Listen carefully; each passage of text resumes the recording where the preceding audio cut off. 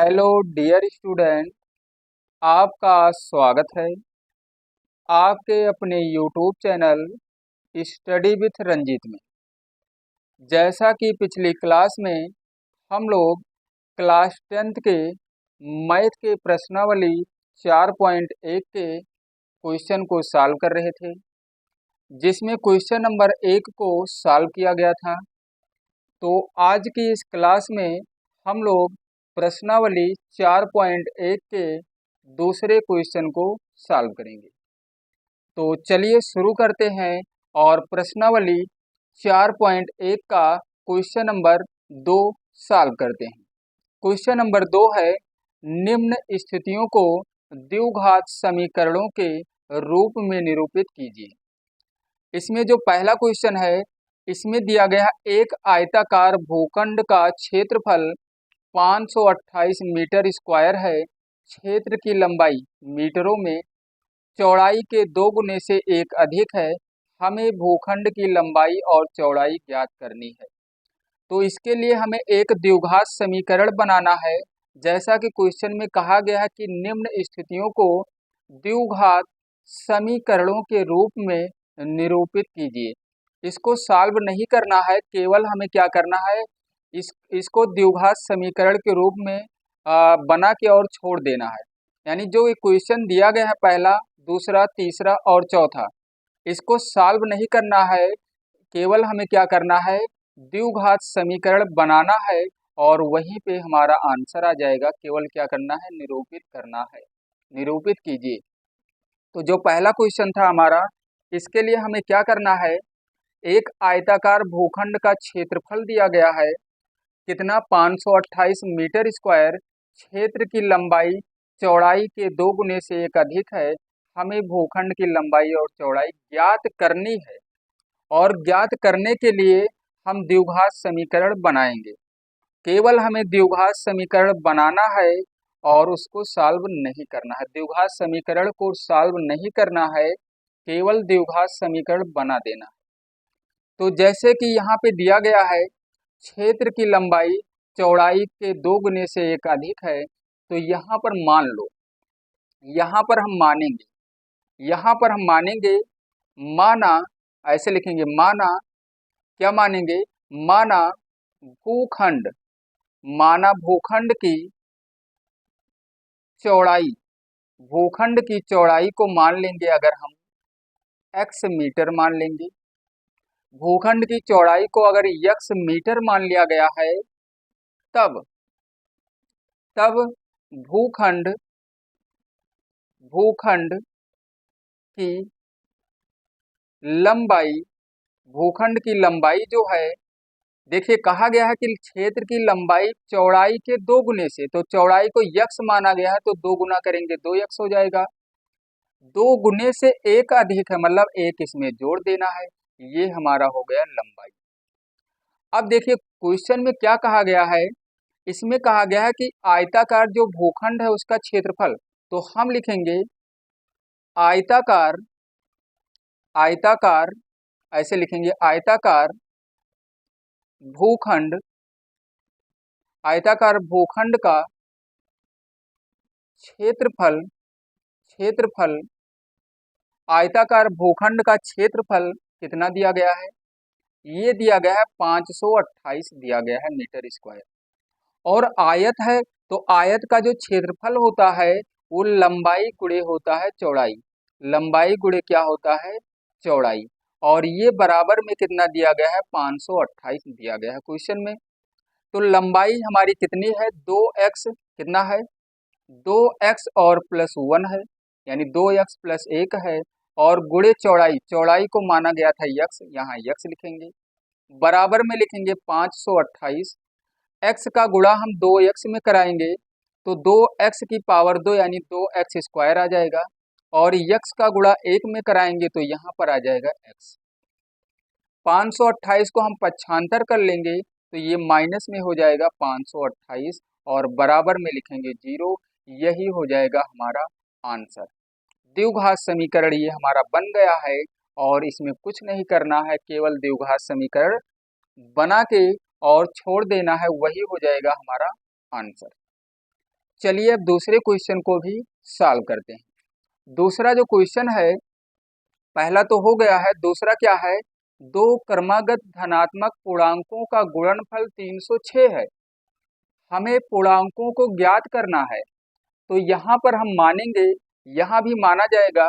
इसमें जो 2 नंबर सवाल है, माना, ऐसे लिखेंगे, माना दो क्रमागत क्रमागत धनात्मक धनात्मक पूर्णांक धनात्मक पूर्णांक x व x प्लस 1 है, इसको मान लिया गया।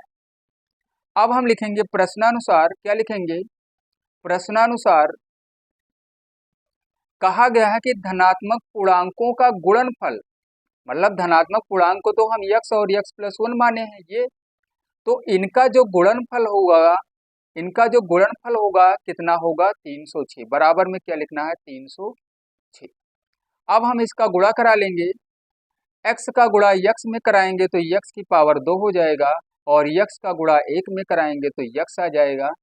306 को हम इधर ले आएंगे, पक्षांतर करेंगे तो ये माइनस में 306 हो जाएगा, बराबर क्या बचेगा, 0, और ये हो जाएगा हमारा आंसर। दूसरा जो क्वेश्चन था उसका आंसर कितना आ जाएगा, एक्स स्क्वायर प्लस एक्स और माइनस में 306 और बराबर में हम लिखेंगे 0, ये हो जाएगा इसका आंसर। चलिए अब तीसरा जो क्वेश्चन है उसको भी सॉल्व कर लेते हैं।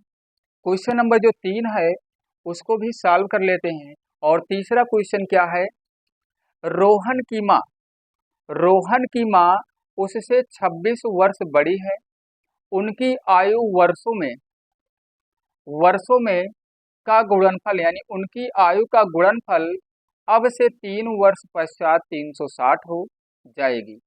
हमें रोहन की वर्तमान आयु ज्ञात करनी है। तो यहाँ पर हम मानेंगे, माना रोहन की आयु जो है, रोहन की वर्तमान आयु 3 नंबर जो है, यहाँ पर हम मानेंगे, माना रोहन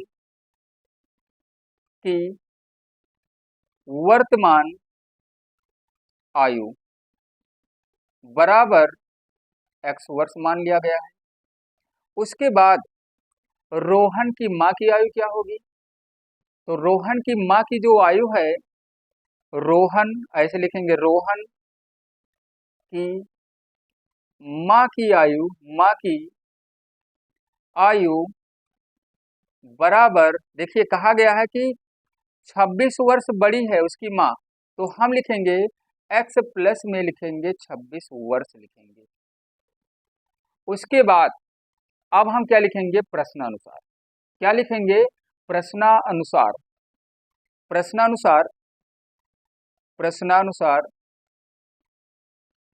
यहाँ पे देखिए, प्रश्नानुसार ये कहा गया है कि उनकी आयु का जो गुणनफल है अब से 3 वर्ष पश्चात 360 हो जाएगा। 3 वर्ष पश्चात, यानी हमें रोहन की आयु में भी 3 जोड़ना है और उसकी माँ की आयु में भी 3 जोड़ना है, और उसके बाद जब गुणा कराएंगे तो कितना आ जाएगा, 360 आ जाएगा। ध्यान दीजिए यहाँ पे, तो देखिए रोहन की आयु में हम 3 जोड़ लेंगे, 3 वर्ष पश्चात की बात हो रही है, और उसकी माँ की आयु में 3 जोड़ेंगे तो यक्स प्लस ये हो जाएगा कितना, 29 हो जाएगा। 3 जब जोड़ेंगे 26 और 3 29, इनका जब गुणा कराएंगे तो कितना आ जाएगा, 360 आ जाएगा। अब इसी का हमें गुणा करा लेना है और आंसर हमारा आ जाएगा। x का गुणा x में कराएंगे तो x की पावर 2 हो जाएगा, x का गुणा 29 में कराएंगे तो 29x हो जाएगा, 3 का गुणा x में कराएंगे तो 3x आ जाएगा, और 3 और 29 का गुणा हो जाएगा 87, बराबर में क्या है, 360। एक्स स्क्वायर हम लिखेंगे ऐसे, और यहाँ पे 29x लिखेंगे, और 29 नहीं, ये 32 हो जाएगा। चलिए एक बार अभी दोबारा लिख लेंगे, अगली बार इसको जोड़ लेंगे। प्लस में 87 है और माइनस में क्या है, 360 है, इसको जब इधर लाएंगे माइनस हो जाएगा। अब देखिए एक्स स्क्वायर, इसको यहाँ नहीं जोड़े थे, यहाँ जोड़ लेंगे, 29 और 3 जुड़ जाएगा, हो जाएगा यहाँ 32x हो जाएगा, कितना, 32x हो जाएगा। और 87 में से अगर हम 360 माइनस कर दें तो हमारा जो आंसर आएगा, 360 अगर माइनस करेंगे तो आंसर आ जाएगा माइनस में 273। माइनस में आ जाएगा कितना, 273 आ जाएगा। ये हो जाएगा हमारा आंसर। तीसरे क्वेश्चन का आंसर कितना हो जाएगा, यही हो जाएगा। द्विघात समीकरण हमारा बन गया है और यहीं पर इसको हमें छोड़ देना है, इसको सॉल्व नहीं करना है। केवल द्विघात समीकरण बनाना था और द्विघात समीकरण बन गया है। चलिए क्वेश्चन नंबर जो चौथा था उसको भी सॉल्व कर लेते हैं। जो 4 नंबर क्वेश्चन है, 4 नंबर में क्या कहा गया है, एक रेलगाड़ी 480 किलोमीटर की दूरी समान चाल से तय करती है। यदि इसकी चाल 8 किलोमीटर प्रति घंटे कम होती तो वह उसी दूरी को तय करने में 3 घंटे अधिक लेती। हमें रेलगाड़ी की चाल ज्ञात करनी है। तो हम यहाँ पर मान लेंगे, क्या मानेंगे, यहाँ पर हम मानेंगे, क्या मानेंगे, लिखेंगे माना रेलगाड़ी की चाल बराबर x किलोमीटर प्रति घंटे, x किलोमीटर प्रति घंटे। अब देखिए यहाँ पे हमें लिखना ये है कि जैसे यहाँ दूरी जो दी गई है 480 दी गई है, तो हम लिखेंगे रेलगाड़ी द्वारा जो तय की गई दूरी है कितना है, 480 किलोमीटर है। तो हम लिखेंगे 480, ऐसे लिखेंगे 480 किलोमीटर दूरी तय करने में लगा समय, और समय बराबर होता है दूरी बटे 4। तो दूरी 480 होगा, 480 और चाल को हम यक्स मान ही चुके हैं, ये हो जाएगा इतना घंटा, ऐसे लिख लेना। अब हम क्या करेंगे, कहा गया है कि यदि इसकी जो चाल है 8 किलोमीटर प्रति घंटे कम होती, 8 किलोमीटर प्रति घंटे कम होती, तब हम क्या करेंगे, अब हम लिखेंगे यदि, ऐसे लिखेंगे यदि चाल जो है, चाल 8 किलोमीटर प्रति घंटे कम हो तो 480 किलोमीटर दूरी तय करने में लगा समय। अब ये हो जाएगा, दूरी जो है, दूरी तो वही है 480, लेकिन चाल तो कम हो गई है। यानी पहले तो यक्स हम माने थे उसको, लेकिन कहा गया कि 8 किलोमीटर प्रति घंटे कम हो, मतलब इसमें 8 माइनस कर दो, ये हो जाएगा। चलिए अब क्या करेंगे, अब हम लिखेंगे, अब प्रश्नानुसार लिख लेते हैं। प्रश्नानुसार ऊपर भी लिख सकते थे, कोई दिक्कत नहीं, यहाँ लिख लेते हैं।